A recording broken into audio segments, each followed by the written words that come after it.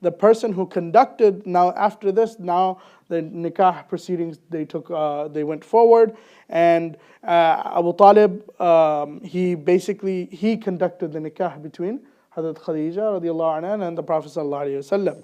And he basically he recited a khutbah of nikah, and the closing words which he said, I'll translate them in English.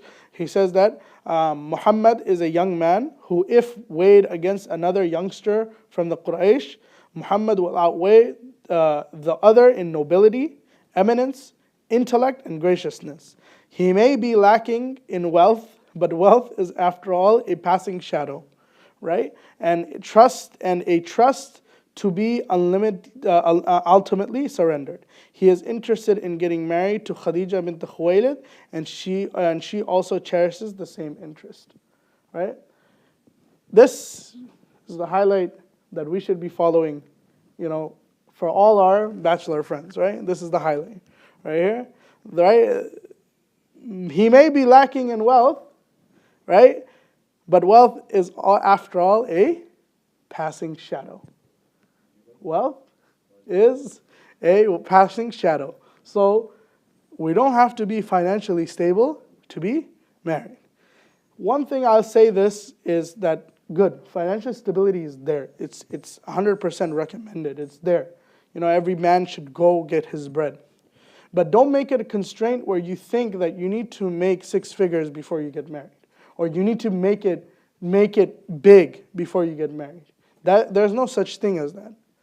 And one thing I will even say this is that the best time, or where the bond between husband and wife gets stronger, is when 2 people or 2 individuals, they struggle together. The reason being is because under duress, your true form comes out. Under duress, your true form comes out. And that's exactly what the Prophet ﷺ showed to us.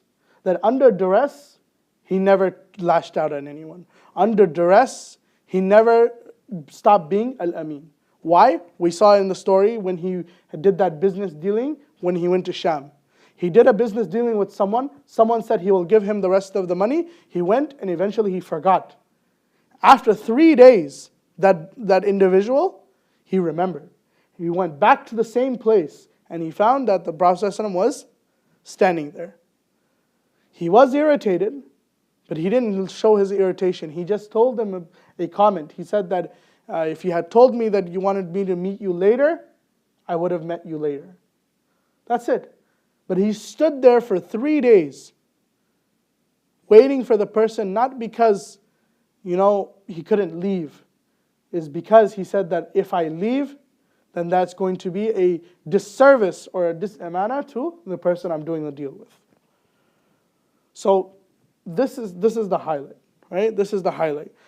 Like, we have to embody this exact quality of the Prophet ﷺ and bring it into our life, that we are people that are just like the Prophet ﷺ in terms of being a human, right? The things that he did will bring our success rate higher. So that he may be lacking in wealth, but wealth is after all a passing shadow. The struggle under duress is what your true face will show. And when you're with your spouse and the true face is showing, and then you can work out your problems in that time, then you know for a fact that hum or gham, your partner will be there with you. Whether you are in sadness or whether you are in happiness, that person will be there because you've been through it all. So there's no indication, and this is something that we should also promote. That if a youngster wants to get married young, we shouldn't ask him questions that, what are you going to feed her? Rizq is from Allah subhanahu wa ta'ala. If Allah subhanahu wa ta'ala can make a bird go out without even knowing what he's going to get, then your rozi is going to be also fit. So that's just a side point. So at this time, the nikah of the Prophet ﷺ then took place. At the time, the Prophet ﷺ was 25 years old, and Khadija radiallahu anha was 40. There is some other, videos of some mashayikh that say that Khadija radiallahu anha wasn't 40 years old and she was much older or much younger. We're just going to stick to the authentic, what we've heard from our scholars, from our traditional scholars, that Hazrat Khadija radiallahu anha was 40 years old. And the mahar was fixed at 20 camels. And according to other seerah books, the mahar was 12 and a half uqiyah of silver, right? And each uqiyah is equivalent to 40 dirhams. The total dowry was 500 dirhams. This was in other seerah books, but in total dowry, it was 500 dirhams. So this was the Rasulullah sallallahu alaihi wasallam's first nikah.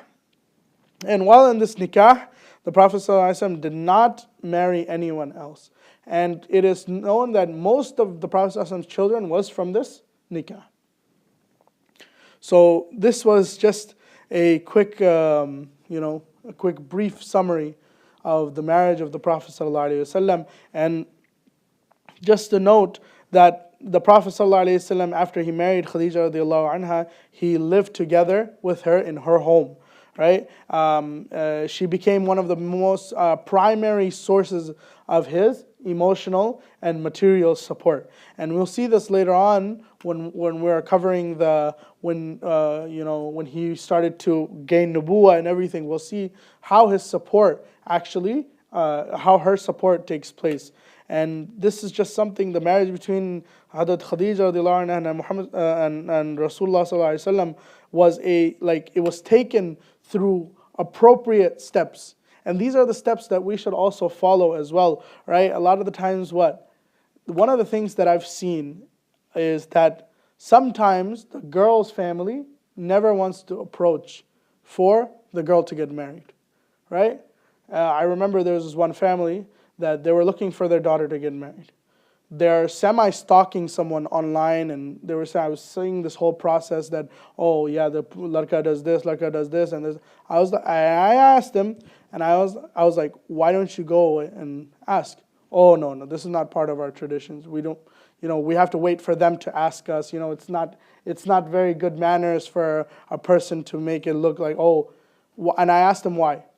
He says the tradition is that if you go ask, then that means there's something wrong with your daughter. These are often times that we say, or we go follow these traditions, and we miss out on a lot of opportunities, or we miss out of how this is just to show that the Prophet ﷺ was approached first. He didn't approach anyone. He was approached first.